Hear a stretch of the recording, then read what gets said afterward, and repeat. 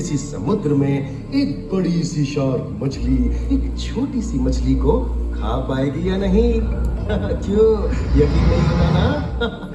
चलिए कोई नहीं, आइए आपको ले चलते हैं एक ऐसी दुनिया में जो आपसे हजारों मील दूर होकर भी आपके अस्तित्व का आधार है।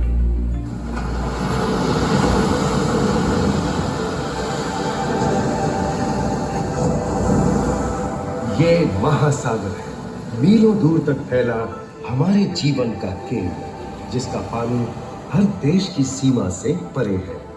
हमें सांस लेने के लिए जरूरी ऑक्सीजन का 50 से 80% इन्हीं समुद्रों के पानी से आता है।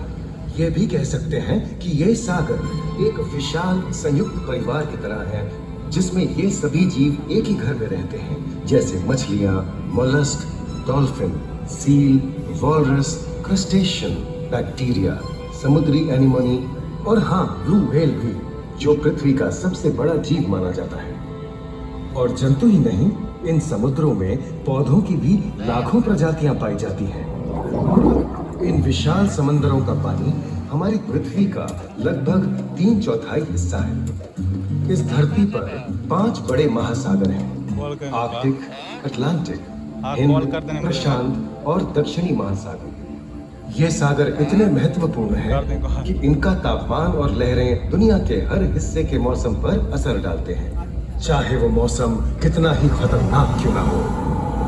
हमारी ही तरह पानी के नीचे पनपता हर जीवन सूरज की रोशनी पर निर्भर है। जी हाँ जनाब, सिर्फ ये जंतु, मछलियां, पेड़ पौधे ही नहीं, बल्कि बैक्टीरिया जैसे सूक्ष्म जीव भी सूरज से ऊर्जा पाकर खिलखिला उठते हैं।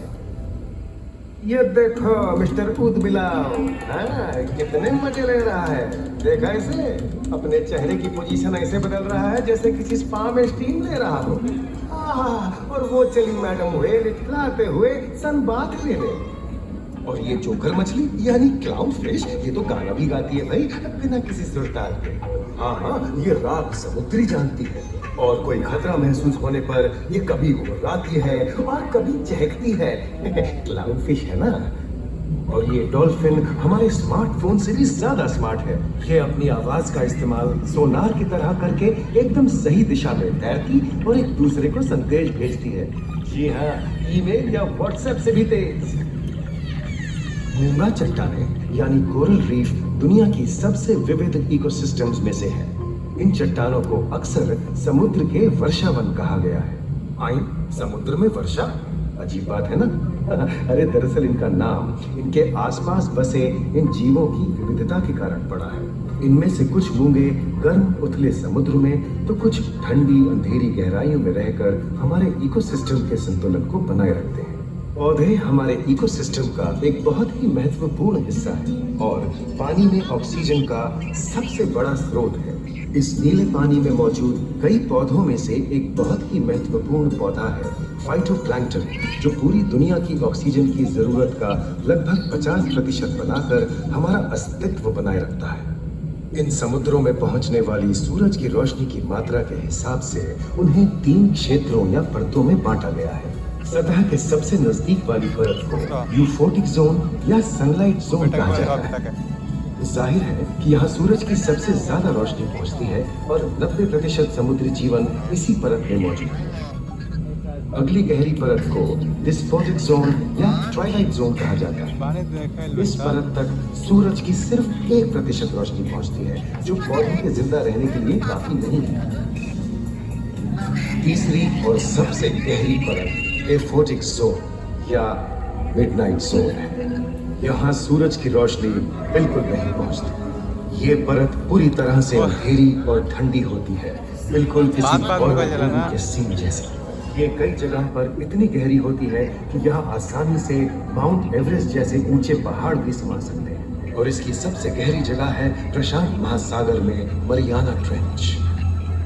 महाद्वीपीय तटों के साथ लगे उतने समुद्री इलाकों तक पहुंचना आसान है, लेकिन ये समुद्र का सिर्फ 10% है।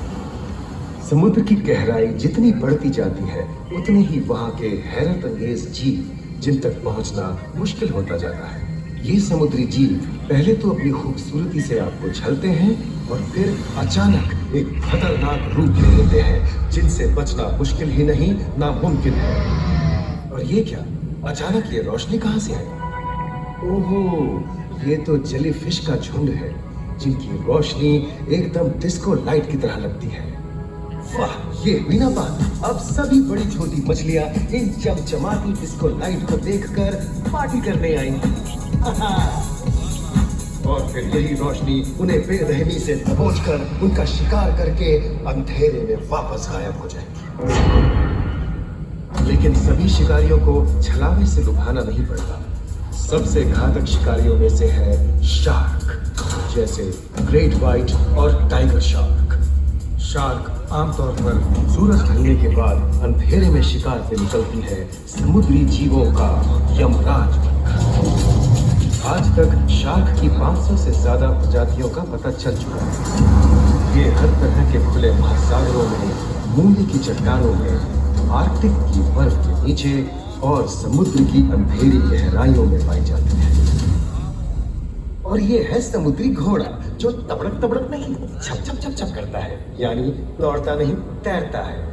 हमने इन समुद्रों के बारे में बहुत कुछ जाना है, पर अभी भी बहुत कुछ जानना बाकी है।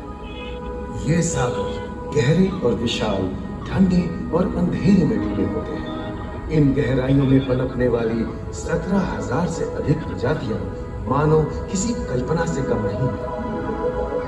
किसी खूबसूरत एंजल की तरह दिखने वाले जीवों के साथ साथ न जाने और क्या क्या देखने को मिले।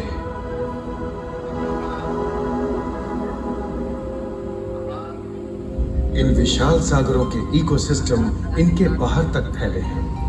खारे पानी की खाड़ियां, समुद्रों, समुद्र तटों और नमकीन दलदली इलाकों तक।